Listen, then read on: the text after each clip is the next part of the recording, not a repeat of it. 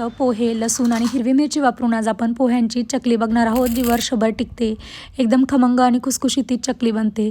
त्यासाठी अर्धा किलो पोहे पाण्यामध्ये धुवून छान भिजत ठेवले आहे. हिरवी मिरची, लसूणची एक दरदरी पेस्ट बनवून घेतली आहे. सेंधा नमक 2 चमचे, हिरव्या मिरचीची पेस्ट आणि जे भिजवलेले पोहे आहे त्यातलं सगळं पाणी काढून ते परातीमध्ये घेतले आहे आणि सगळे मीठ, हिरवी मिरची छान मिक्स करून घेतले आहे. त्यानंतर तळहाताचा वापर करून छान सगळं पीठ हळूहळू बाइंड केलं आहे.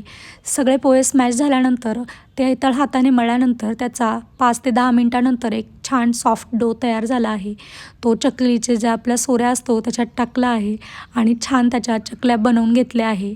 आणि ह्या बनवलेल्या चकल्या 2 दिवस कडक उन्हात मी वाळवून घेतल्या आहे. 2 दिवसानंतर कडक छान वाळल्या आहे चकल्या.